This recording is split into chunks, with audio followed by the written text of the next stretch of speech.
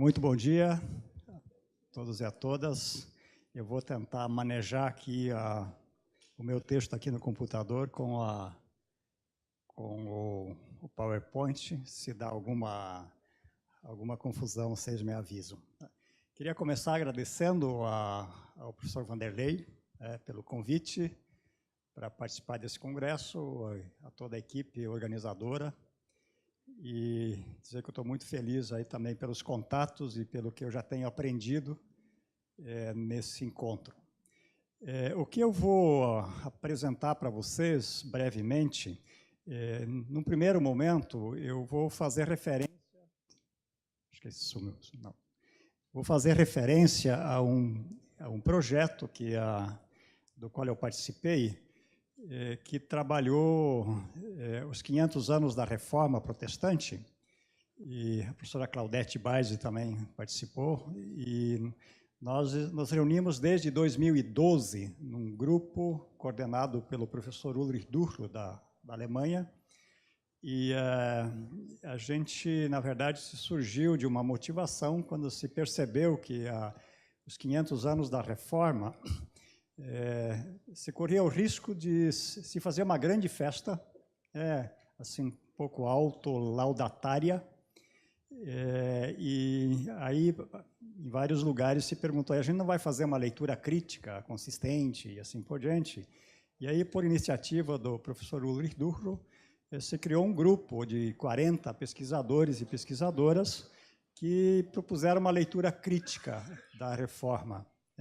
Isso resultou em 5 volumes, publicados parte em alemão, parte em inglês, por uma editora alemã chamada Littverlag, e a gente fez uma seleção de contribuições num volume que está em espanhol, e o projeto todo se chama Radicalizando a Reforma, e o título em espanhol saiu, então, Radicalizando a Reforma, Outra Teologia para Outro Mundo.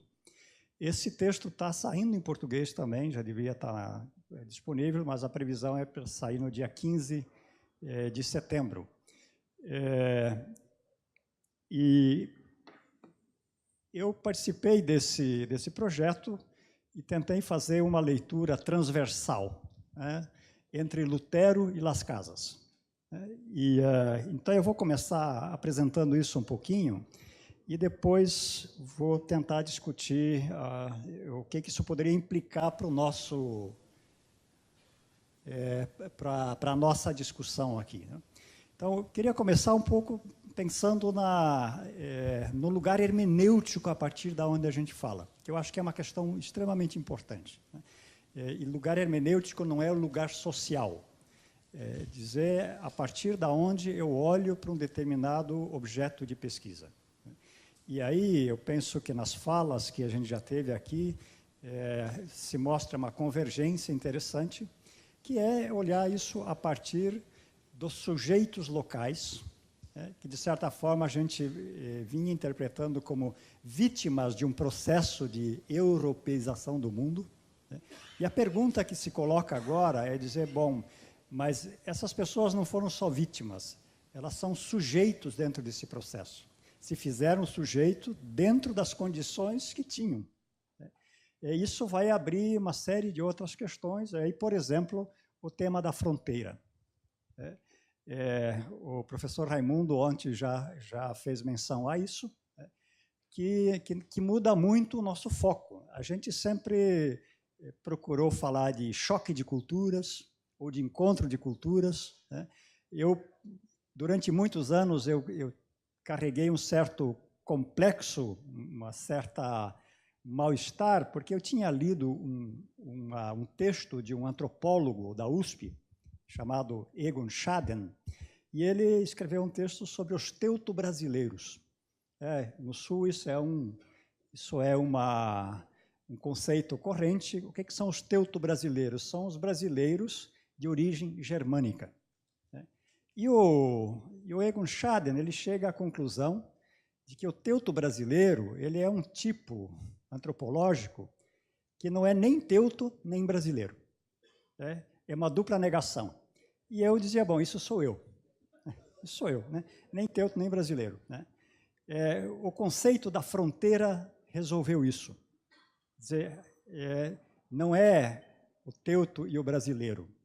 Nessa junção se abre um novo espaço de enunciação. Então, a fronteira não é mais uma linha divisória, ele é um novo locus de enunciação. Então, de fato, não é nem teuto nem brasileiro, é algo novo. O brasileiro é isso, é a interconexão de muitas variáveis e de muitas correntes. Então, isso é um pressuposto da minha fala. O segundo isso também já foi colocado aqui, dizer, a tentativa de romper com essa divisão rígida entre os grupos confessionais. E a fronteira grande é entre católicos e protestantes. Mas se a gente vai ver, entre protestantes você tem um monte de linhazinhas divisórias. E a gente precisa romper isso. E eu tentei olhar, dizer, então, como é que a gente pode ver convergências entre Bartolomé de Las Casas e Lutero? Bartolomé de Las Casas é conhecido de vocês? Quem já ouviu falar dele? Ótimo. Acho que deveria ser mais. Né? Quem é Bartolomé de Las Casas? Ele é uma das figuras, para mim, do século XVI, mais importantes do cristianismo. Porque é o sujeito que veio como um colonizador, recebeu fazendas em Cuba, tinha seus escravos indígenas, mas ele acreditava naquilo que se dizia qual era a função da colonização. E a colonização, e assim se dizia, isso está lá nas bulas papais, é trazer o cristianismo a esses povos que não conhecem a Jesus e assim por diante. E o Las Casas vai se dar conta que isso não acontece. E aí eu não vou contar toda a história dele, mas ele passa por uma profunda conversão. Libera seus indígenas, ele já era padre, mas era um padre encomendeiro, depois de estudar muito, vai se juntar à ordem dominicana, e aí já deixa eu fazer um outro parênteses. A gente sabe que os dominicanos, historicamente, é uma ordem criada para combater herege. Os dominicanos são os grandes líderes da Inquisição na Idade Média. E é uma ordem dominicana que aqui na América Latina é a primeira a denunciar os abusos praticados contra os indígenas, denunciar a escravidão. Então, a gente não pode pensar em categorias fechadas. É dominicano, então ele combate a herege. Essa é uma linha hegemônica. Não significa que todos os dominicanos sejam assim. Então, Las Casas vai se tornar um dominicano e ele vai ser o grande defensor da causa indígena latino-americana. E ele desenvolve um projeto de missão. Um projeto de missão que se deveria estudar com muita insistência, porque ele é atual. Ele nunca abriu mão, e não dá para nem cobrar dele, de achar que tem que cristianizar todo mundo. O como fazer, ele desenvolveu um projeto. Claro que fracassou, mas o fracasso não é critério para cristão. Se o fracasso é critério, a gente tem que esquecer Jesus Cristo, porque ele foi condenado à morte. Foi condenado à morte. Isso não é o critério, não vou discutir isso agora. Então, qual é a minha questão que eu tentei comparar? E que eu acho que é um outro aspecto relevante para a gente olhar. Tanto Lutero como Las Casas, eles são contemporâneos de algo absolutamente novo em termos históricos. Eles são contemporâneos de uma mudança paradigmática. Eles estão na origem daquilo que depois vai se chamar de modernidade. E a minha pergunta é, como é que eles responderam a isso? Eles se perceberam, eles se deram conta que a gente estava dentro de um processo de profundas mudanças? E a pergunta, então, dá para a gente encontrar transversalidades entre Lutero e Las Casas? E, para minha surpresa, existem muitas afirmações muito idênticas entre os dois. O Lutero não fala nada de Las Casas, acho que nem sabia que ele existia.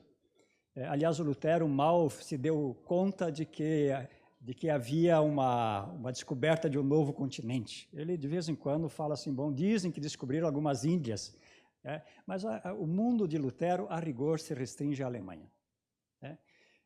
O Las Casas menciona Lutero algumas vezes, e sempre assim, o arquiherege, aquela besta fera do Lutero, e assim por diante. Mas de um jeito muito interessante, porque ele sempre se refere a Lutero para jogá-lo na cara dos espanhóis. Vocês fazendo o que vocês estão fazendo, vocês são piores que aquela besta fera do Lutero. Então sempre é um argumento para combater os espanhóis. E fala relativamente pouco, e aí também uma coisa que a gente não conhece muito. A reforma protestante, ela é um tema aqui na América Latina desde 1517. Na medida em que o Lutero divulgou as suas 95 teses, isso passou a ser um problema aqui. E ele é um tema como? É o grande perigo a ser evitado. Então, a heresia luterana, ela é uma espécie de um tema guarda-chuva, onde se alocava todos os que, de alguma forma, questionavam o status quo. A heresia luterana no século XVI, XVII, XVIII é o nosso comunismo. É a metáfora do mal. Então, qualquer coisa é heresia luterana. Isso podia ser no campo da teologia, mas também no campo da política e assim por diante. Então, você tem aí um fosso aparentemente intransponível. E ainda assim você tem transversalidades. Isso que eu queria mostrar um pouco e para questionar, para discutir depois. Se eu passar o tempo, vocês me dão um aviso aí que eu não consigo dominar muitas coisas ao mesmo tempo. A minha esposa diz que homens só fazem uma coisa, as mulheres fazem várias coisas. Então, se é para eu cuidar o tempo e ainda da minha fala, eu vou me perder, então vocês, por favor, cuidem disso. Opa! Eu estou indo de ré aqui, né? Não está avançando. Opa, agora avançou. Isso aqui eu já falei, já vou pular. Então, o que é que está em jogo nessa época e que geralmente não se discute?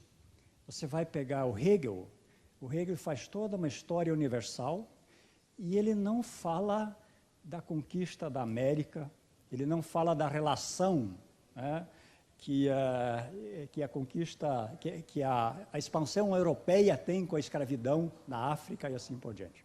Então a gente tem que ter isso claro. A reforma protestante, ela é concomitante com o processo da expansão europeia.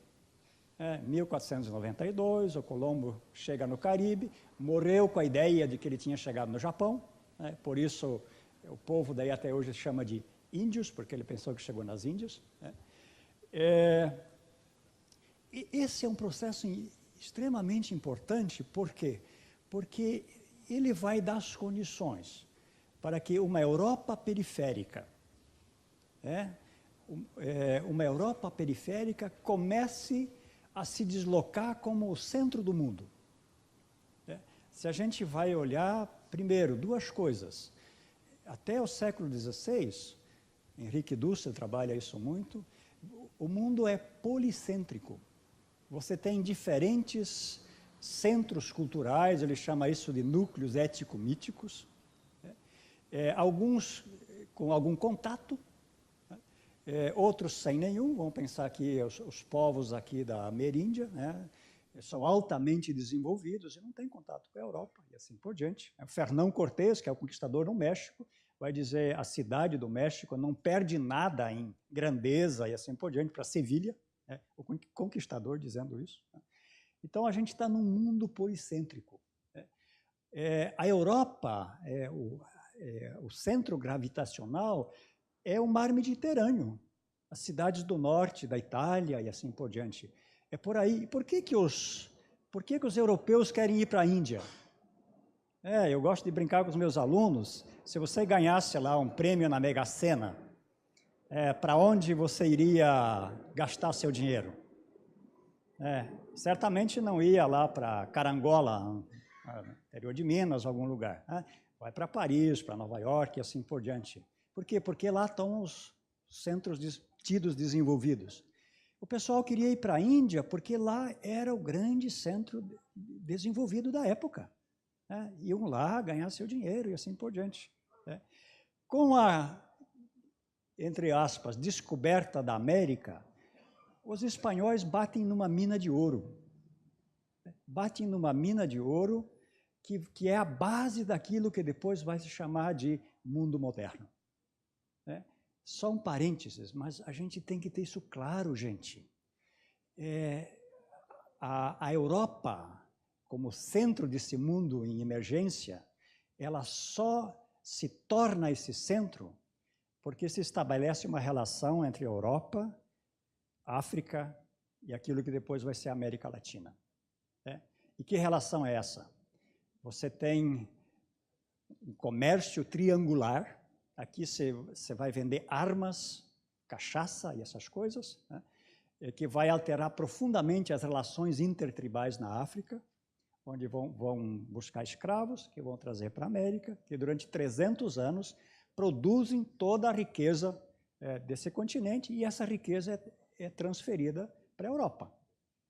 Então, o mundo moderno, ele vive do suor e do sangue de africanos e indígenas que produzem riqueza que é transportada para a Europa. A gente precisa ter isso claro, muito claro, e isso não se diz. Isso se fala da escravidão como se isso fosse uma espécie de tropeço de percurso. E aí, gente, nós estamos discutindo coisas atuais, cotas das universidades e assim por diante. É isso que nós estamos tentando, pelo menos, minimizar de 300 anos. Então, ter isso como pressuposto. Sem essa relação, e aí eu vou mostrar um próximo slide. Ixi, aqui agora bagunçou tudo. Já achei de novo. Sem essa relação, vocês veem, eu fiz um risquinho preto lá, que é mais ou menos o centro comercial da época, seria hoje aí a fronteira, a Turquia, e a Alemanha é um pontinho vermelho lá no alto, quer dizer, a Europa é uma periferia, e a Alemanha é uma periferia da periferia. E Wittenberg é uma periferia dessa periferia. Então, o Lutero é realmente um provinciano lá perdido no fim do mundo. Se essa Europa agora se coloca como centro do mundo, tem a ver com essa relação que eu falei há pouco. E sem essa relação, possivelmente a reforma protestante teria sido mais um desses episódios da classe média, da Idade Média, desculpa, tipo um John Wycliffe, um Jan Hus e assim por diante.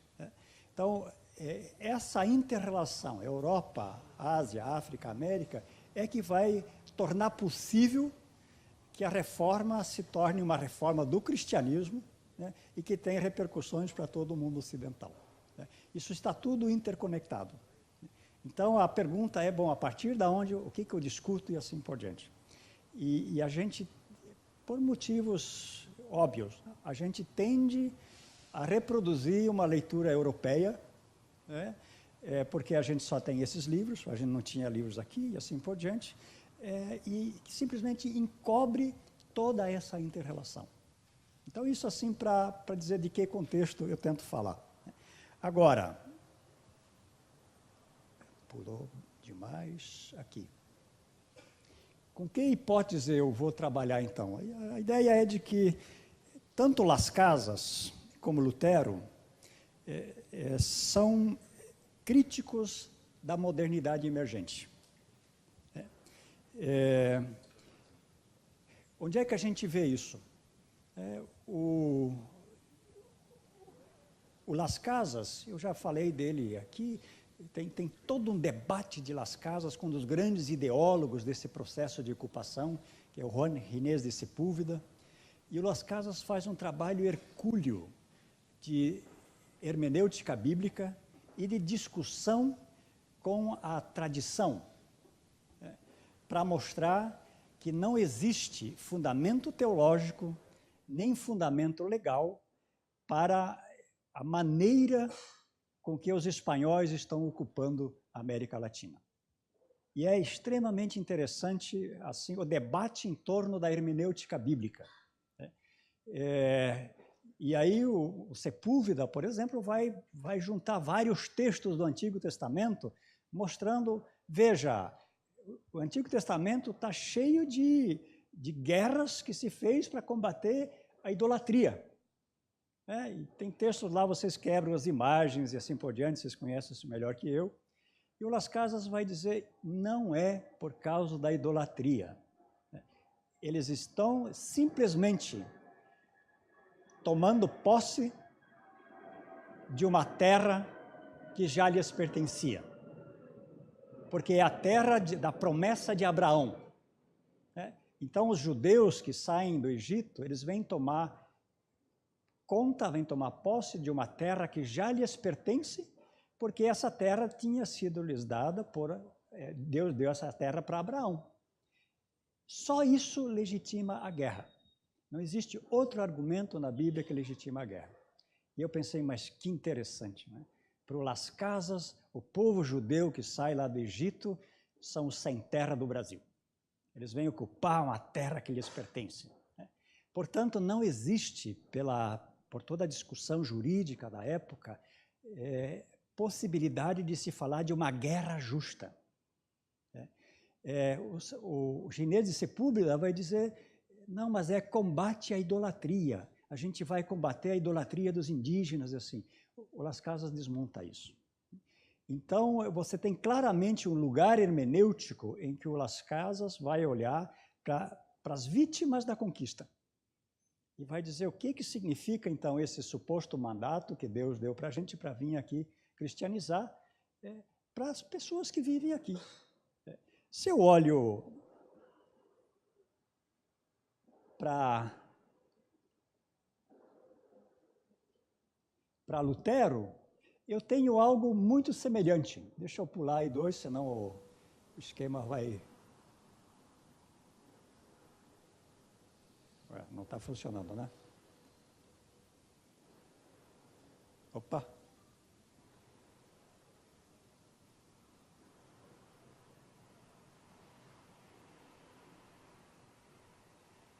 Sumiu tudo. Enquanto volta eu falo. Né? Lutero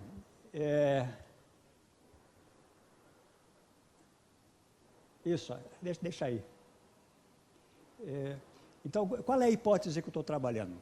Tanto Lutero como Las Casas, embora eles estejam em lugares hermenêuticos distintos,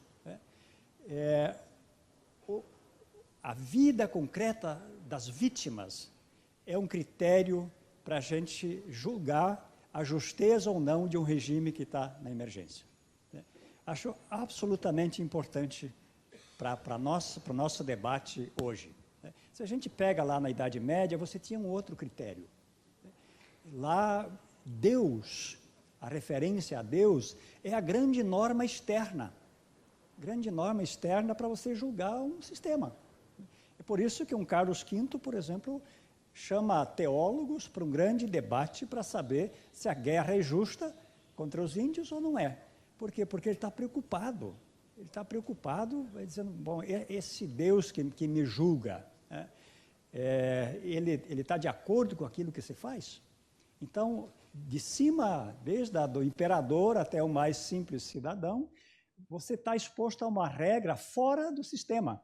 Deus olha lá de fora. Na medida em que Deus não é mais uma hipótese necessária, qual é o critério para julgar um sistema?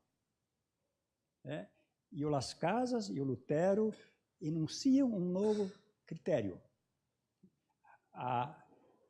O critério para você julgar um sistema são as vítimas que esse sistema produz. Esse é o critério externo.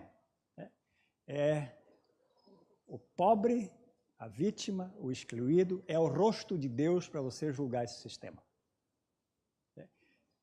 Que consequências eu vou tirar disso? De novo, é um mundo aberto. Aí corre por conta e risco de cada um. mas você olhar a partir das vítimas, e aí eu tenho um critério que julga todo o sistema.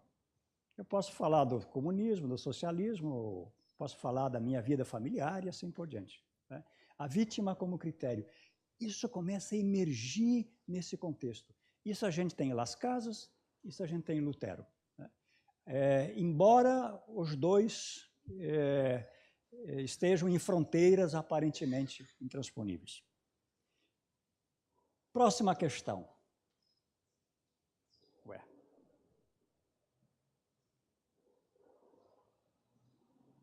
Aí eu queria simplesmente agora mostrar isso um pouco. Onde isso aparece. Central nisso, e isso foi dito aqui também já, é a descoberta do ser humano como um indivíduo que tem consciência da sua humanidade, um indivíduo que tem liberdade. Na Idade Média, a discussão da liberdade, ela sempre é uma discussão em torno da liberdade da Igreja diante do Estado e assim por diante. A ideia da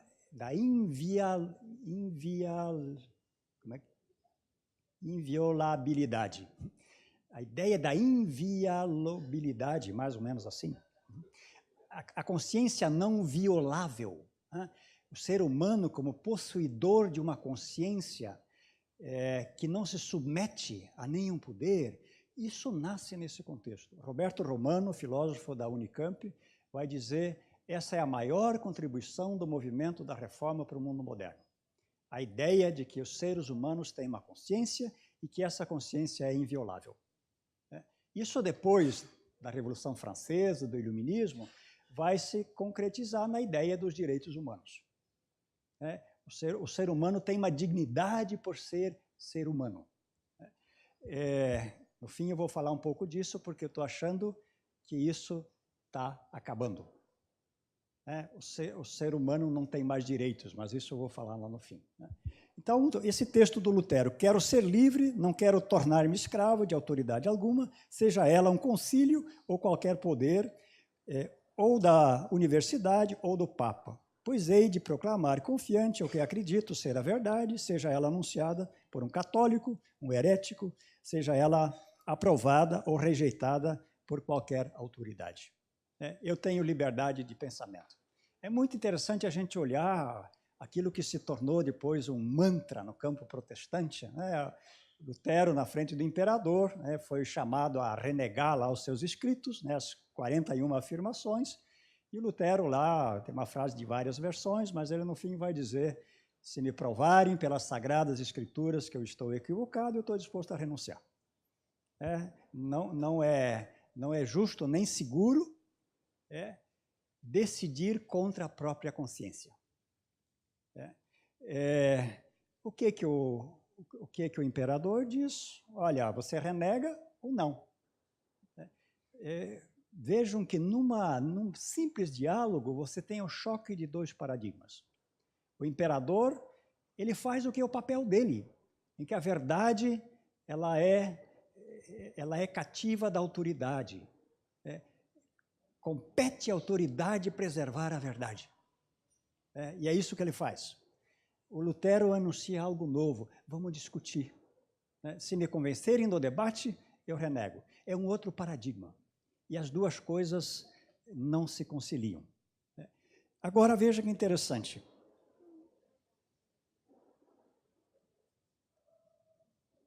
O Las Casas, o que ele vai dizer aqui? Os índios são obrigados a defender seu Deus, ou seus deuses, que consideram como verdadeiro Deus, bem como sua religião, como nós, os cristãos, o somos a defender nosso verdadeiro Deus e a religião cristã. E se não o fizerem, pecam mortalmente, como nós pecamos se não o fizéssemos. Os índios, depois eu vou dar mais um citado, os índios têm autonomia de pensamento. E eles não podem ser forçados a aceitar uma outra religião. Estou correndo um pouco. mais uma frase do Lutero, né? Aquele que não quer o batismo, que eu deixe para lá. Aquele que quiser passar sem a comunhão, tem o direito a tanto. Direito tem também aquele que não quiser se confessar. A fé é algo absolutamente livre. Não há como forçar os corações, nem mesmo com muito afinco. Conseguimos, no máximo, obrigar os fracos a mentir, a falar diversamente daquilo que de fato pensam. Opção religiosa é algo absolutamente individual e questão de consciência. E sobre a consciência não se pode reger. Vamos ver se isso aí aparece de alguma forma em Las Casas. Todos os reis e senhores naturais, cidades, comunidades e povos daquelas Índias são obrigados a reconhecer os reis de Castela como universais e soberanos senhores imperadores. Veja, depois de ter recebido por sua própria e livre vontade nossa santa fé e o sacro batismo, e assim por diante. A adesão ao cristianismo, e o Lutero é filho da sua época, ele quer isso, ele acha que todo mundo vai aderir, né? Mas tem que ser algo absolutamente livre. Aqui tem uma diferença importante, você tem uma convergência, mas aqui você tem uma outra ideia. Enquanto lá na Europa, e com o humanismo, a professora Claudete falou disso ontem, emerge o indivíduo, né, como alguém autônomo e assim por diante, que vai descambar no individualismo depois, você tem aqui uma outra ideia interessante, que não é o direito individual humano, mas é direito dos povos. Os povos têm direito enquanto povo, né, e eles têm direito a decidir o seu caminho e assim por diante. Francisco de Vitória é um dos que articula essa ideia. Se perdeu isso. Então, o direito dos povos, que é algo mais coletivo, cedeu lugar para os direitos humanos, que é algo individual, burguês e europeu. Outro tema interessante para a gente debater. Mas assim, veja, na questão da liberdade, você tem convergências parecidas. E depois até conversei um dia com o professor Henrique Dúcio, mas de onde é que vem isso? E o Henrique disse, olha, eles liam os mesmos livros. Os dois conheciam Agostinho e assim por diante. E você tem escolas, principalmente nas cidades independentes, em que se exercitava isso. Então, a gente precisa desconfiar um pouco das fronteiras, rígidas, que nos marca tanto, não só na religião. Eu acho, minha área é história, eu fico impressionante quando eu vou para um curso de história, na USP, por exemplo, e o professor diz, olha, eu sou especialista em jesuítas. E aí, quando vem alguma coisa ligada a protestantismo, me chamam de porque eu não entendo nada. Então, a divisão confessional, ela entra nas áreas seculares e a gente aceita essa divisão. E a gente esquece de olhar as transversalidades. Então, o tema da liberdade. Agora, vocês devem estar perguntando, mas isso tem a ver o quê com a idolatria? Que é o tema que eu anunciei aqui. Que também a coisa tá feia aqui.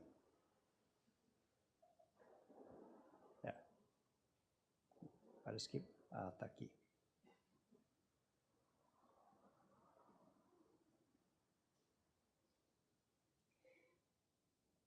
O que isso tudo tem a ver com a idolatria? O que eu estou tentando mostrar, e aí que eu estou recém começando a pesquisar isso, mas eu tenho a suspeita de que pensadores da época, e pensadoras possivelmente também, a gente viu ontem lá que elas eram proibidas de escrever e assim por diante, se deram conta de que estávamos diante da emergência de um novo espírito de época. Uma nova visão de mundo estava se enunciando. E essa nova visão de mundo trazia junto consigo a crença num outro Deus. O Deus cristão estava perdendo o seu espaço. Isso começa lá já no século XII e vai chegar mais tardar com a Revolução Francesa e assim por diante. Ele está saindo de cena e a gente vai dizer, bom, agora o mundo ele se secularizou. E esses visionários da época se deram conta que não é assim que as pessoas estão parando de crer em Deus. Eles deixam de crer num Deus para crer num outro Deus. E aí, o enunciado de Lutero me parece apontar para isso. Em primeiro lugar, é preciso saber que em nossos dias a ganância e a usura não apenas se instalaram imensamente em todo o mundo, mas que alguns também se atrevem a descobrir alguns subterfúgios sob os quais podem praticar livremente sua maldade sob o manto da justiça. Se a gente vai pensar no tema da idolatria, desde os tempos mais antigos, o ídolo sempre é o Deus do outro, na medida que uma religião se torna hegemônica. Ou o ídolo é a crença do outro na divisão de grupos internos, como na Reforma, os protestantes começavam a dizer que a adoração aos santos é idolatria. Aqui que se começa a ter uma coisa curiosa. Você tem um deslocamento do conceito de idolatria. Um novo ídolo está aparecendo, e não é o Deus da outra religião. Então, aqui o Lutero começa a vincular a ideia da ganância à idolatria. Como é que isso aparece em Las Casas? Ainda mais, primeiro tem mais um aqui de Lutero. Que benefício pode haver quando a vergonha é tomada por honra e o vício por virtude? Tema do Franz Hinkelammer. Vai dizer, você tem um grande processo de inversão. Aquilo que era virtude passa a ser pecado. Por exemplo, hoje você investir na Bolsa de Valores e não auferir o lucro que você poderia auferir é um pecado, para alguns lugares até crime. Isso, na Idade Média, a usura é um dos 7 pecados capitais. Então, você tem essa inversão. No Pai Nosso, você tem lá na Bíblia a petição, perdoa as nossas dívidas, assim como nós também perdoamos aos nossos devedores. Perdoar dívida significa perdoar dinheiro, não cobrar. O Lutero tem textos sobre a questão se alguém pode ganhar dinheiro pelo fato de ter dinheiro. Como é que a gente lida com empréstimo e assim por diante. Essa petição, perdoa as nossas dívidas, num certo momento da história vai se transformar, perdoa as nossas ofensas. E vai entrar um pensamento teológico que vai dizer, uma dívida tem que ser paga. É pecado não pagar a dívida. Tanto assim que Deus resolve matar seu próprio filho para pagar uma dívida que a humanidade tem com ele. Rubem Alves diz, olha, quem inventou isso nunca teve um filho na vida. Nunca teve um filho na vida. E a gente vai engolindo e pregando nos domingos que Deus matou seu próprio filho para pagar uma dívida que nós herdamos lá de Adão e Eva. Você vai tendo um processo de inversões. E o Lutero vai dizer, estamos numa época em que a injustiça está se apresentando como justiça, em que a desonra aparece uma virtude e assim por diante. Um novo espírito de época está aparecendo.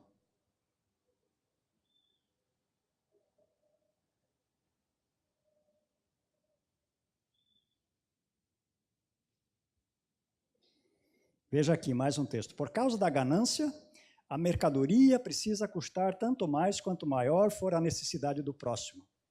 E o modo que a necessidade de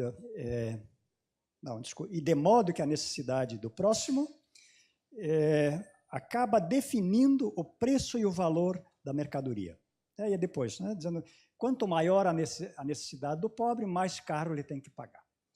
Nós estamos aqui diante da lei da oferta e da procura, do pagamento de juros de risco, que hoje a gente engole assim como é natural. Se o Brasil ou qualquer país da América Latina vai lá nos grandes fundos internacionais, ele paga lá de 10%, 12% de juros ao ano, porque é um empréstimo de risco. Agora, qualquer país da Europa, Alemanha, França, assim, pegam o mesmo empréstimo, né, e pagam 0,5%. Por quê? Porque eles têm segurança. Né? É isso aqui. Nós estamos entrando numa visão de mundo em que o pobre tem que pagar por ser pobre, né? E o rico é beneficiado por ser rico. Lutero dizia, isso é uma artimanha do diabo. Né? Artimanha do diabo. Né? Juro de risco, que começa a se praticar naquela época, e ele vai descrevendo com muitos detalhes, e a gente pergunta de onde Lutero sabe isso, e possivelmente porque ele ouve isso no confessionário, e assim por diante. Né? Nós estamos diante de uma grande inversão de valores. Né? Vamos ver se a gente acha alguma coisa de Las Casas nisso aí também.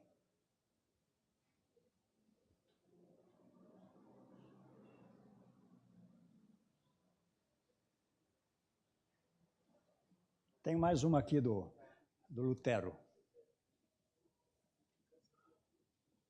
Isso aí eu quero pular, que eu já falei. Opa, aí. Veja, aqui fica bem claro, né, sobre então, os que praticam essa usura. Né, isso aqui é orientação para pastores, né, falando dos banqueiros da época, né, diz como esse banqueiro, né, como ele é um usurário e um idólatra, aqui está bem claro, a usura e a idolatria estão vinculadas, porque serve ao mammon, que é o dinheiro, ele é incrédulo, não pode ter ou merecer a remissão dos pecados, tampouco a graça de Cristo, nem ainda a comunhão dos santos. Ele se condenou e se separou e se baniu a si mesmo, enquanto não tiver se confessado como culpado e feito penitência. Isso é uma orientação aos pastores, que os pastores não aceitem que esses banqueiros, que ele chamava de usurários, participem da comunhão, né, e deveria lhes ser negado o sepultamento cristão. Por quê? Porque, para Lutero, eles simplesmente adoravam um outro Deus, que não é o Deus cristão. Qual é a diferença que a gente tem para hoje? Lá, os nomes dessas pessoas eram conhecidas. Sabia, é o Fugger, o grande comerciante, são os Welser, tiveram uma colônia na Venezuela. Qual é a nossa grande questão hoje? A gente não sabe mais quem é. Esse sistema se tornou impessoal, e os operadores lá da Bolsa de Valores têm a obrigação de fazer render e ganhar tanto dinheiro, talvez até o dinheirinho que nós investimos lá na nossa poupança. Então, isso se tornou absolutamente impessoal. Como é que a gente enfrenta isso hoje? Agora, para Lutero, isso está claro, e de Las Casas eu vou falar ainda, aqui não tem mais cristianismo. Aqui não tem mais cristianismo. Né? Então, você tem uma ideia nova de que idolatria não é mais o Deus do outro, mas você está seguindo um ídolo que Lutero vai chamar de Mammon. Né? O dinheiro se tornou o Deus que as pessoas adoram. Como é que ele explica isso? Primeiro em Las Casas, também eu ontem à noite ainda fiquei procurando e eu não achei a citação literal, mas eu juro para vocês que ela existe. Né? Que o Las Casas vai dizer os espanhóis adoram uma nova deusa aqui que se chama cobiça. Né? E se a gente vai olhar, por exemplo, um Roger Williams, lá nos Estados Unidos, século XVII, ele vai dizer os ingleses adoram uma nova deusa que é a conquista da terra. Novos ídolos estão em cena. Como é que o Lutero explica isso?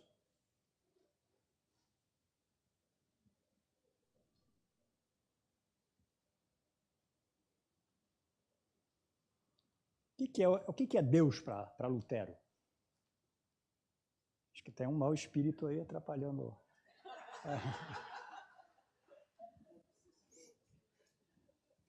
Deixa eu ver aqui, não é esse? É isso. Repetidas vezes já disse que apenas o confiar e crer de coração faz tanto Deus como o ídolo. Aí você tem de novo a pergunta, bom, em que as pessoas creem então? Se é verdade, se é verdadeira a fé e a confiança, verdadeiro também é o teu Deus. Inversamente, onde a confiança é falsa e errônea, aí também não está o Deus verdadeiro. Fé e Deus não se podem divorciar. Aquilo, pois, a que prendes o coração e te confias, acho essa frase maravilhosa. Aquilo, pois, a que prendes o coração e te confias, isso, digo, é propriamente o teu Deus. Isso aqui está no Catecismo Maior do Lutero. E o Lutero vai dizer, as pessoas hoje se prendem, acho que até eu tenho uma citação aqui que vai trazer isso. Veja aqui. Há muitos que pensam que têm Deus e o bastante de tudo quando possuem dinheiro e bens. Tão inabalável e confiadamente deles se fia e jacta, que ninguém lhe vale coisa nenhuma. Eis que tal homem também tem um Deus, o Mammon de nome, isto é, dinheiro e bens, em que põe o coração todo. Esse, aliás, é o ídolo mais comum da terra.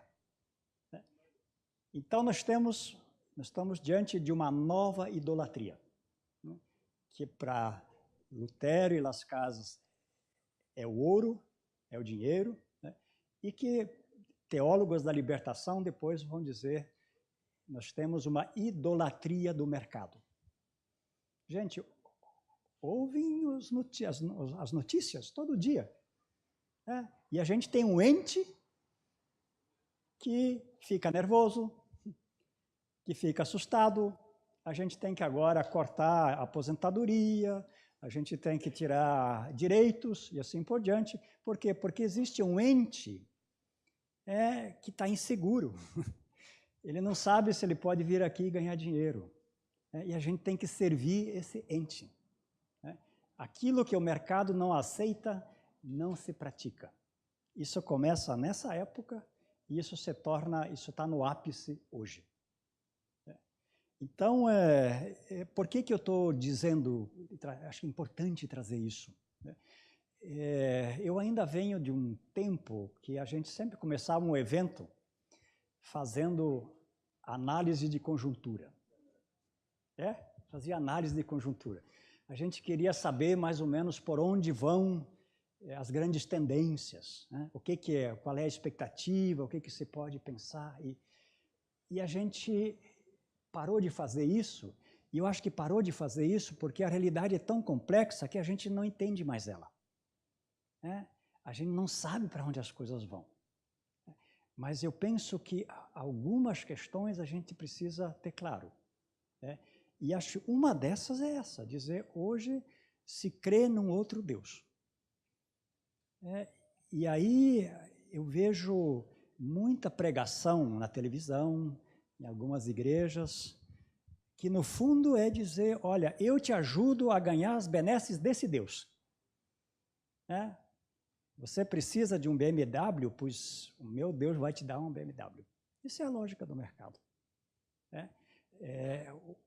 O discurso cristão corre o risco de se transformar num discurso que incorporou, contrabandeou um outro Deus. Um outro Deus. E a gente não sabe muito bem o que fazer isso. Então, a pergunta é, no que creem aqueles que não creem? No que creem aqueles que dizem que não têm fé? Aqui o pressuposto não é dizer se tem fé ou não, é perguntar em que eles depositam a sua fé. E eu vejo o discurso de teólogos, de manhã à noite é só ligar o rádio. Só que é uma teologia não assumida. Então, eles aparecem como economistas, como comentadores políticos, mas a orientação sempre é dizer o que esse Deus está esperando de nós. Como é que a gente faz para esse Deus não nos castigar e assim por diante? Como é que a gente lida com isso? Essa é uma questão da qual a gente não pode fugir. Com isso eu já vou fechando. Eu acho um critério, um critério que a gente acho que pode afirmar é essa, que já se tem nessa época, a necessidade do próximo é o critério para julgar se essa proposta que está sendo apresentada é minimamente evangélica. Mas não dá do outro jeito, e assim por diante, não funciona. E a gente não pode fazer concessões. Uma coisa é dizer qual é a postura evangélica. Como eu resolvo isso? Aí nós estamos de novo no campo da política e, obviamente, tem N caminhos e a gente pode respondê-lo de diferentes jeitos. Mas abrir mão do critério, a partir de onde eu olho, e aí acho que foi uma feliz coincidência a meditação de manhã, né? Tudo que fizeste a um desses pequeninos, né? Para mim está claro, cristãos têm um mandato, Está lá em Lucas 4,18, quando Jesus diz, essa é a minha missão, eu vim para libertar os pobres e consolar as viúvas, e no fim diz, praticar aquilo que está previsto lá em Levíticos 25. É o ano agradável do Senhor. Cada 50 anos você zera tudo, começa tudo de novo. É para isso que eu vim. E lá em Mateus 25 está o critério. Quem fez isso está dentro, quem não fez está fora. E não interessa se eu fui numa igreja ou não fui. Para mim é absolutamente interessante. Tem gente lá que Jesus diz, olha, vocês estão no meu caminho, entrem aqui. E eles vão dizer, eu nunca vi falar de você.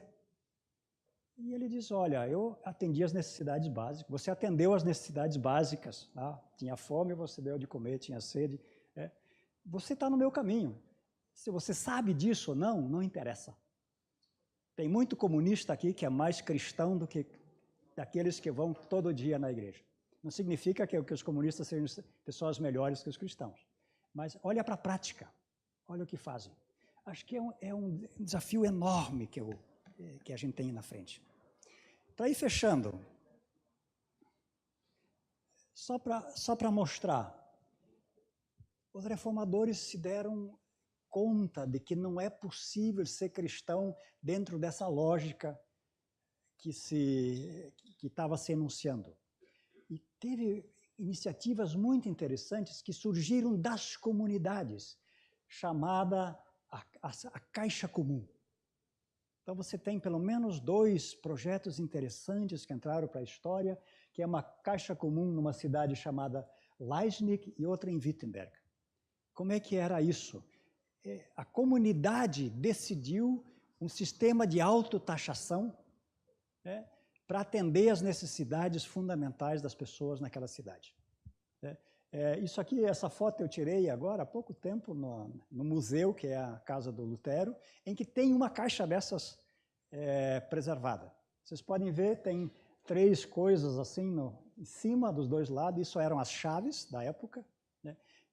Tinha 3 gestores dessa caixa, cada um tinha uma chave, e só os 3 juntos podiam abrir, e tinha um conselho de administração.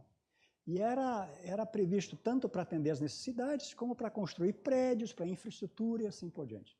Você tem aqui claramente a ideia de que precisamos de um projeto alternativo, comunitário, porque essa lógica que está vindo, ela não corresponde à fé cristã. Infelizmente, esse negócio não deu certo. Não deu certo porque certos grupos pararam de contribuir, teve verdadeiros boicotes e assim por diante, porque isso tem implicações no comércio e por aí afora. Aí eu entendo, por exemplo, que o Lutero morreu extremamente frustrado, dizendo, olha, eu achei que a gente poderia viver de uma forma cristã, mas não, tem que ser na lei mesmo, porque não funciona. Se eu vejo o que Las Casas imaginava, e tem um historiador na Unicamp chamado Hector Bruy, ele fala de uma sociedade imaginada. E ele vai dizer, o Las Casas, no fundo, pensava numa colonização de pequenos agricultores espanhóis que viriam para cá como cristãos e iam viver como cristãos e para os indígenas verem como os cristãos vivem. E aí os indígenas iriam se tornar cristãos pelo encantamento. Eles iam olhar como cristãos vivem e iam querer aderir ao cristianismo. Tem claramente também a visão, esse sistema que vem aqui não é um caminho viável para a gente praticar a fé cristã. Para fechar, já que ninguém chamou a atenção do horário, é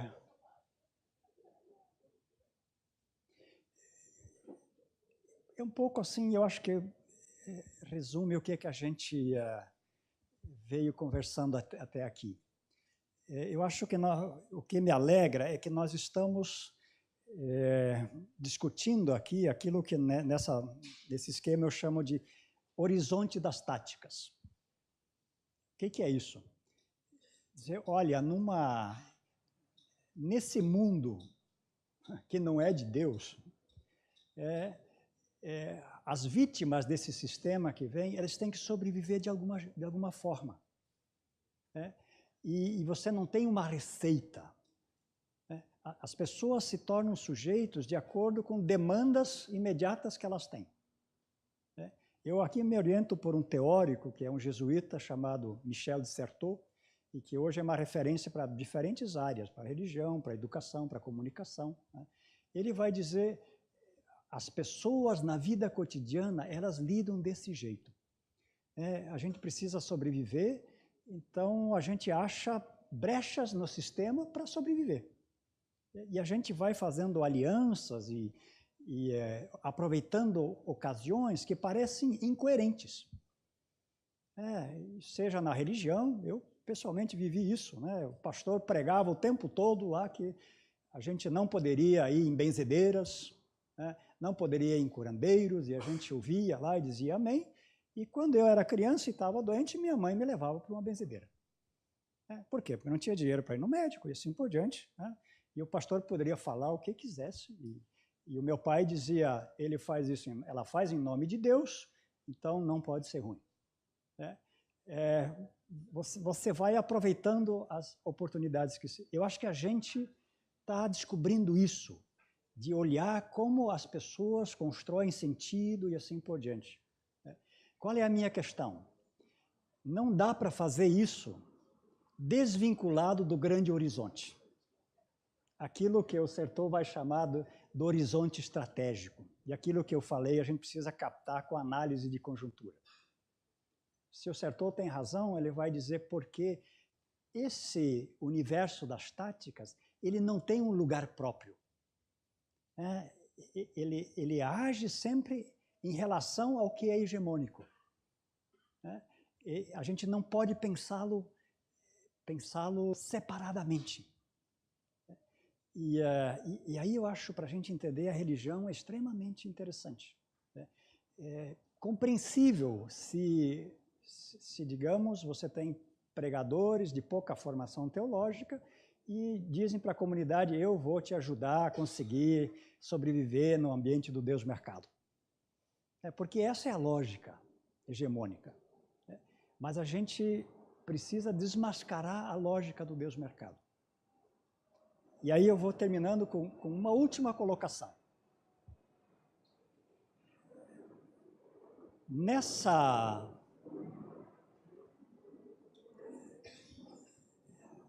descoberta do indivíduo como um ser de consciência, que é a rigor o lugar da sua liberdade, isso vai redundar depois num conceito secular dos direitos humanos. De onde vem a ideia dos direitos humanos? Fundo dizer, todo ser humano é criatura de Deus, ele é a imagem e semelhança de Deus. Então, os seres humanos têm direitos pelo fato de serem humanos. Isso vem de 500 anos para cá, isso pauta políticas e assim por diante. Eu dialogo bastante com o professor Jung Musung, que é o grande tema dele, é esse. O professor Jung Musung está dizendo, nós estamos diante de uma grande mudança paradigmática, em que a ideia de que os seres humanos têm direitos pelo fato de serem humanos não é mais consensual. Você pega ideólogos do neoliberalismo, von Mises, e a gente via aí nos grandes protestos placas, menos Paulo Freire e mais von Mises. O von Mises diz com todas as letras: quem é que diz que o ser humano tem direitos só porque a natureza lhes deu direito? A natureza não dá direito para ninguém. Tem direito aquele que conquista os direitos. Isso significa o quê? O que tem méritos. Se você não tem mérito, lamento. É a lei natural, né? Os fracos vão ficar pelo caminho.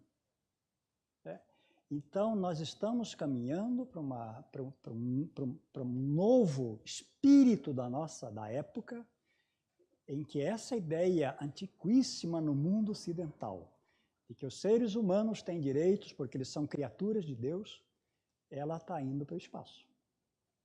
Ela está indo para o espaço. Por que vem isso?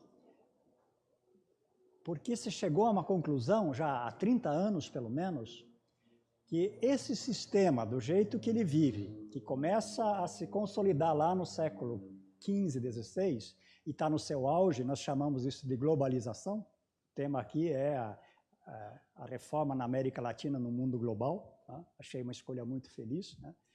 Já faz pelo menos 30 anos em que se chegou a uma conclusão de dizer não é mais possível atender às necessidades de todas as pessoas. Isso é consequência do Fundo Monetário Internacional, do Banco Mundial e assim por diante. Não é mais possível. E aí você tem dois caminhos. Um é dizer, então nós precisamos repensar o sistema. E aí tem gente, de fato, dizendo, assim, o fundador do Fórum Econômico Mundial disse isso num livro publicado há pouco tempo, nós temos que começar a garantir uma renda mínima para todas as pessoas no mundo, senão o sistema vai colapsar. Né? Mas a tendência é que está se impondo. Nosso amigo Trump, e o nosso amiguinho Temer, e assim por diante, né? E os seus sequazes, eles estão indo por outro caminho. Então, a gente vai atender aqueles que têm méritos. E os outros, bom, são os outros. Me parece que esse é um grande desafio que nós temos pela frente. Desculpe um pouco a generalidade. Muito obrigado.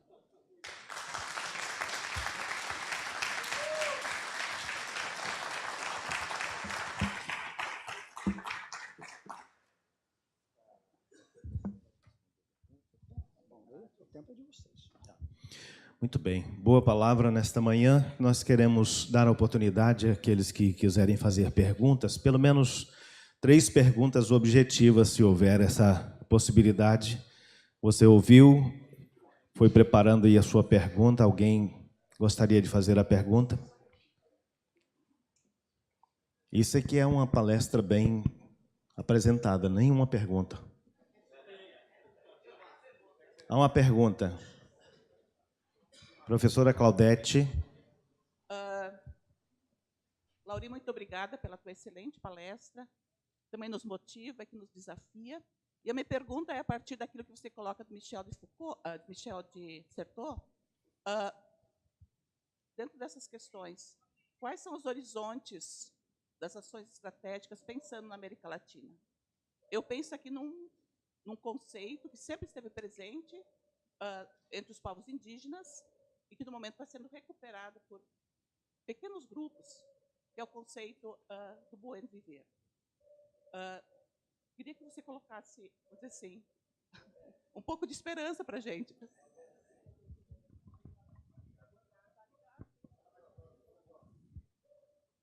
Eu coloquei para o Lauri, dentro da questão que ele colocou dos horizontes das ações estratégicas, horizonte das ações táticas, que é um conceito que vem de Michel de Certeau, pensando quais são as estratégias que se apresentam para nós neste momento. Eu estou numa linha do conceito que já existe, sempre existiu entre os povos indígenas, que é o conceito do bem viver, buen viver. É a gente viver em harmonia com tudo aquilo que nos cerca. Nós não somos o centro do mundo, é uma outra... A gente redescobriu uma nova antropologia, onde nós estamos em relação com aquilo que tudo nos cerca. Eu pergunto para o Lauri o seguinte, diz assim, quais são as esperanças dentro desse quadro que a gente vive? Quais são as esperanças? Quais são as estratégias? Quais são que nós podemos construir sempre também de forma coletiva? Tá, obrigado. Acho que eu já reajo. Tem mais uma pergunta aí. Obrigado, Claudete. Eu reli recentemente um texto do Henrique Dussel, em que ele fez uma grande síntese histórica do caminho da teologia da libertação na América Latina. E ele diz lá o período mais frutífero da teologia da libertação é quando ela estava no exílio e na resistência. Foi durante a ditadura militar e assim por diante. Eu acho que nós estamos entrando num período desse de novo. Quer dizer, a gente precisa pensar estratégias de resistência. E para isso a gente precisa conhecer minimamente o que está se passando. Isso não significa que aquilo que já há muito tempo se fala de iniciativas emergenciais, no sentido de emergir. Eu acho que sim, que tem em muitos lugares alternativas que tentam olhar para a história e mostrar possibilidades que a história já revelou, que foram apagadas, que foram subsumidas, que foram encobertas, e a gente precisa reengatar nelas de novo. A América Latina tem trabalho hercúleo pela frente para fazer isso. Resgatar possíveis caminhos que mostrariam para outros horizontes. Se fez isso ontem, retomando as mulheres da Reforma Protestante. Eu acho, por exemplo, que não se estudam Las Casas. É um problema, a gente tem que estudá-lo. Isso é produção de conhecimento a partir do nosso lugar. Está se discutindo agora, redescobrindo a Frida Wingren, a Schmartenberg. Tem uma orientanda que se nega a chamar de Frida Wingren, fala do nome de mulher, de origem dela, Schmartenberg, e assim por diante. A gente sabe pouco de um Galmán Poma de Ayala, a gente sabe pouco de uma Sor Juana Inés de la Cruz, e assim. E, obviamente, eu penso essas iniciativas dos horizontes de vida dos povos nativos. Agora, não acho que isso seja a salvação da lavoura. Aí o Certeau ajuda bastante. O Certeau diz, um primeiro sinal de resistência é dizer o que a gente não quer. Isso é a emergência do sujeito. Dizer, eu não quero, não faço mais. Mas se a gente não consegue dizer, de forma plausível, o que eu quero, e como isso se relaciona com o horizonte estratégico, isso vai ajudar a renovar o sistema, porque ele vai criando núcleos, assim, nichos, onde a gente pode viver alternativamente. E isso vai se tornar, inclusive, um fator para vender e assim por diante. Então, eu realmente acho que a gente precisa juntar todas as iniciativas e colocar em diálogo, mas eu realmente não acredito que alguém tenha o caminho, olha, esse é o caminho. Eu acho que a gente tem que mesmo repensar como a gente resiste. E eu vou fazendo isso assim no doméstico, por exemplo, meu celular é esse aqui, ó. Esse é meu celular, recebe chamadas, faz chamadas e tem despertador, e assim por diante. Eu carrego a bateria uma vez por semana. Agora, muitos já ficaram tremendamente decepcionados porque me mandaram o WhatsApp e eu não respondi. Assim, acho que dá para fazer no pessoal e assim por diante, mas isso são mudanças de postura, mas eu acho que isso não nos dá um horizonte. Então, eu, de fato, acho que a gente não tem um caminho. E, assim, realmente eu acho importante que, na diversidade que a gente tem, nas diferentes formas de celebrar, nos diferentes projetos políticos. A gente precisa achar os elementos que nos interconectam e a gente precisa dialogar. A gente precisa dialogar. No campo da religião, gente cristã, eu realmente acho que hoje não tem saída sem levar a sério o mundo pentecostal, né? A espiritualidade pentecostal. É preciso dialogar com todo o problema que nós temos, e me vira o estômago quando eu vejo o presidente da maior igreja cristã do Brasil ir na TV e dizer, olha, tem que tirar direito dos pobres mesmo. Isso é a salvação da lavoura. E a gente não sabe o que fazer. Então, a gente tem que criar mecanismo de resistência. Para dizer ainda dos indígenas, eu acho que a gente tem que ter um certo cuidado com a romantização. Eu acho que sim, o conceito do bem viver está aí, mas vai lá na usina do Belo Monte e vê o que aconteceu. Os indígenas querem um carro do ano, querem TV, querem isso, querem aquilo, né? Como é que a gente lida com isso?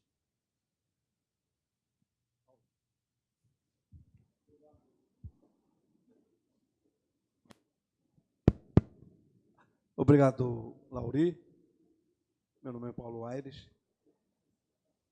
Ao mesmo tempo que Lutero e Lacazes estavam trabalhando esses temas, né, um outro reformador estava trabalhando o mesmo tema numa perspectiva que vai mudar o eixo da questão da usura, que é Calvino. Apesar de Calvino não romper completamente com a interpretação medieval da usura, ele vai abrir um caminho para se legitimar teologicamente a usura.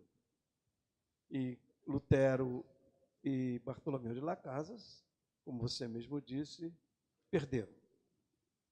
E Calvino e seus seguidores acabaram prevalecendo.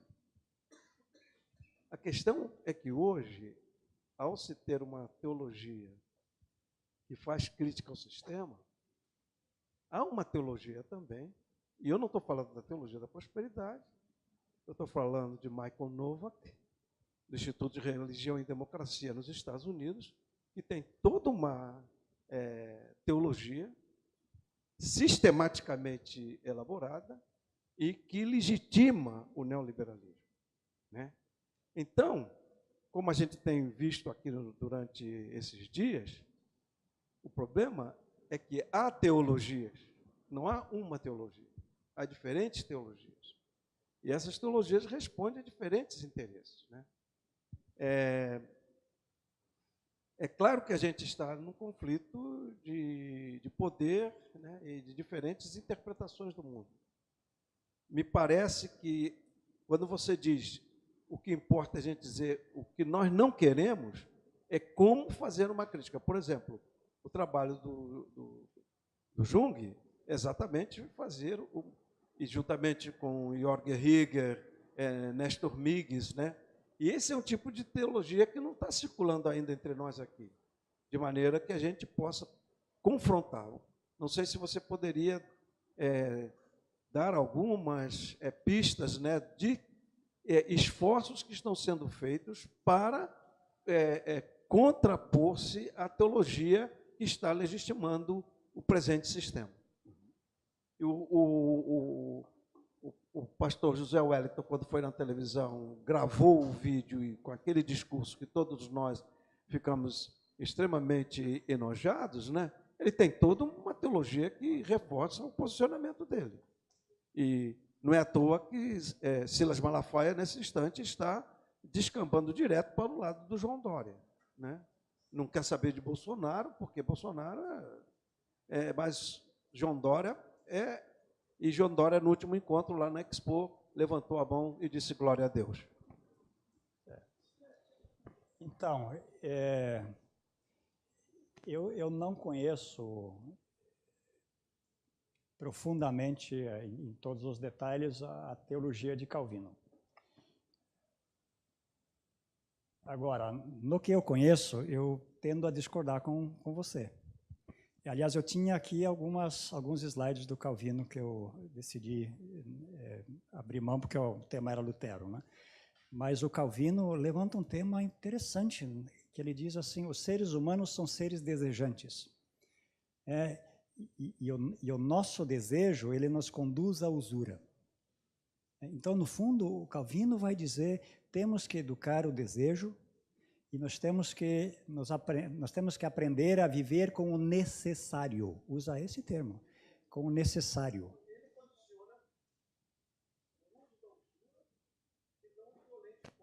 Isso, exatamente. Isso a gente também pode dizer a Lutero. O Ernest Bloch sai dessa tese. Ele vai dizer tanto o Calvino como o Lutero, eles se renderam à idolatria do Estado e do dinheiro. Dá para discutir. Né? Mas na questão econômica, Lutero e Calvino estão muito próximos. O Calvino estava muito preocupado com a questão dos juros. E achava que, olha, já que tem que cobrar juro, acho que é realismo. Eles se deram conta de que não tem mais como sair desse mundo. Então, vamos domesticá-lo. Então, no máximo 5% ao ano, coisa assim. Eles tentaram fixar. Né? Então, eu acho que realmente a gente tem que estudar Calvino para tentar contrapô-lo ao calvinismo, como a gente tem que estudar Lutero para contrapô-lo ao luteranismo. Né? Eu tenho a impressão, aí a gente tem que ficar com o Weber, eu acho que toda essa questão da ética protestante e o espírito capitalismo é um efeito não intencional do puritanismo. Mas assim, eu acho que a gente tem que levar Calvino a sério e relê-lo, transpassá-lo para o mundo atual. Quanto à questão da teologia, de fato, assim, eu acho que tem um grupo interessante trabalhando, tentando entender a grande teologia estratégica que pauta o nosso mundo. E que é absolutamente importante. Agora, a gente não pode ficar nesse nível só sem estudar aquilo que o Certeau vai chamar o nível das táticas. Do cotidiano, da maneira como as pessoas organizam a vida. Se a gente vai olhar, sem isso, esse colonialismo não teria se implantado. Quem são os atores locais da conquista da América? Normalmente são lideranças locais, que veem nisso possibilidade. Aí se entra nos conflitos entre tribais e assim por diante. A gente precisa levar isso a sério. Do jeito que o Raimundo disse na palestra dele, eu não posso entrar com julgamento, eu preciso entender weberianamente como é que as pessoas agem e por que agem desse jeito, que sentido elas dão para essas coisas. Né? Então, eu discuto isso bastante com o Jung. Né?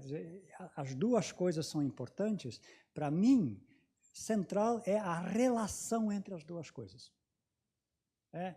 Então, e para mim é o grande eixo estruturador dado todo o pensamento de Certeau. Enquanto você tem estudos da vida cotidiana e assim, a gente pode estender isso indefinidamente, ou você tem grandes narrativas, o Certeau diz qual é a relação que se estabelece entre esses dois horizontes.